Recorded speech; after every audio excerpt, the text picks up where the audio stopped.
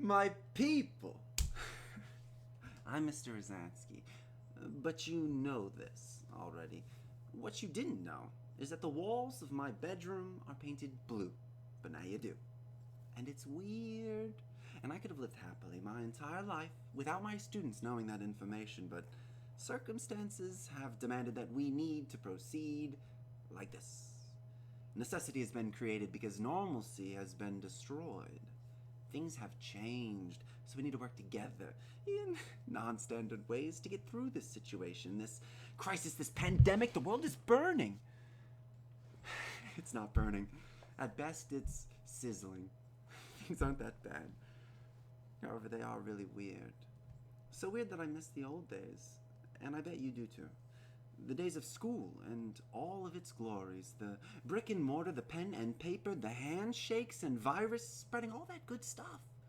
Because now our stuff is the bedroom and virtual classrooms and squishy keyboards and variety of Google application, the emails and more emails.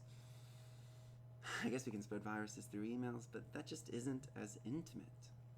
I feel like a content creator rambling to reach that juicy 10-minute mark so that I can monetize this. I don't think it would be unethical to make sure that my people can understand that you can speed up YouTube videos by clicking the sprocket or cog on a computer or the 3 dots on a mobile device and adjusting playback speeds to get through things you deem unnecessary faster.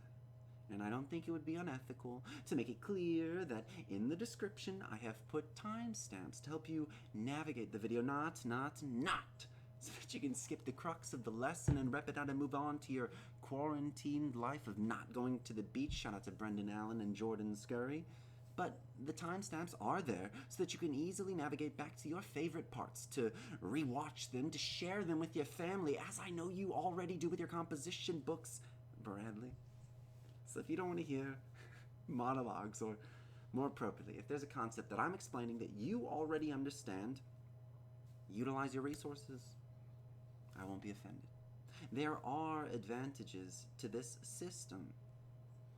It is a very new system to me, and probably for a lot of you, so this first day isn't so much a lesson about English, but a lesson and assessment regarding Google Apps. I don't want the medium in which we are learning to be confusing and problematic for you or for me. I'm very worried about the collecting and grading and feedbacking process of online learning. Since I've never used Google Classroom, I don't know how simple or difficult it is to manage a variety of responses from 100+ students. It's not simply pass the papers up. So I want to see the process with an assignment where there really isn't a right or wrong answer, so you don't feel anxious about getting back into the rhythm of school. And I could see if Google Classroom and YouTube videos hold the key to our distance learning. Moreover, only 58% of my students have checked into my Google Classroom right now, and that's troublesome. I don't want to start with lessons that are too laborious, that could overwhelm students who are already behind by not being in the class with too much work when Miss Diversa tracks them on down and gets them on board to this party cruise liner that we're already on. Here's a walkthrough of the lesson that we're on. The essential question of this lesson is, how can Mr. Rosansky effectively gather student work and evaluate it? Your first assignment is to fill out this document that I've posted in Google Forms.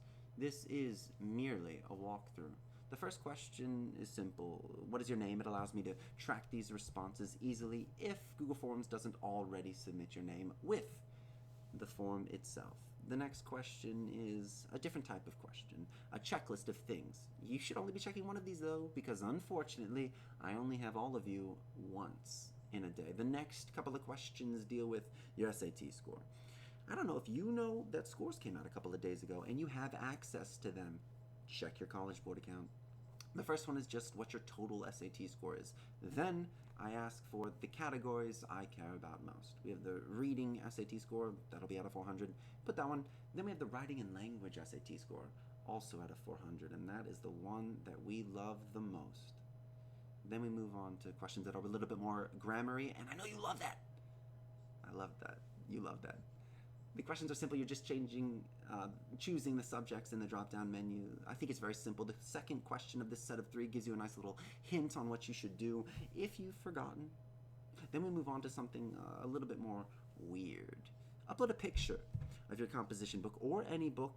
The reason that this odd question exists is because maybe I end up hating this whole Google Classroom thing, because making even this very simple form took a whole bunch of time. So we might revert back to pen and paper, with you guys writing responses on pieces of paper and then you submitting them, taking a picture, putting them in a doc, and then I can read them, and then that's something that we're all a little bit more familiar with. Then the final question is just to get you typing, just to get you writing. You're going to make 2 complete sentences, one of which must be a compound complex sentence that you type in entirely capital letters. So of the 2 sentences, one is entirely capitalized, and it's a compound complex sentence. If you don't have the notes in the notebook, or you're struggling to find the notebook, remember that a compound complex sentence has 2 independent clauses joined by a coordinating conjunction or a semicolon, and then some sort of dependent clause. Make it subordinate, make it relative, do whatever you'd like. All of this sort of silly stuff is something simple so that you aren't inundated with work that makes you hate this. Because this will be hard. Online school seems so charming at first, but it's pretty rough. A different essential question for why this lesson exists as it is could be, how can students overcome problems with this online classroom setting? On our first day of school, many moons ago, I talked about school's value not being the content. I don't use 99% of the material I learned in school. What I do use, that school taught me and trained me to have, is discipline. This will be such a test of discipline for you all. To have to log in what seems like your own time, but it isn't your own time, and do schoolwork. You have so many temptations that can distract you from getting your coursework completed, and you have to force yourself to choose to do not the fun thing, but the right thing. I'm setting you up for success with something like this, and I will continue to do just that. It is up to you to not fumble it. As for my ACErs, my ACE students, ACE tests are kind of canceled. I'll let you know when I find out more information about this. If you have anything that you want to know, send me an email.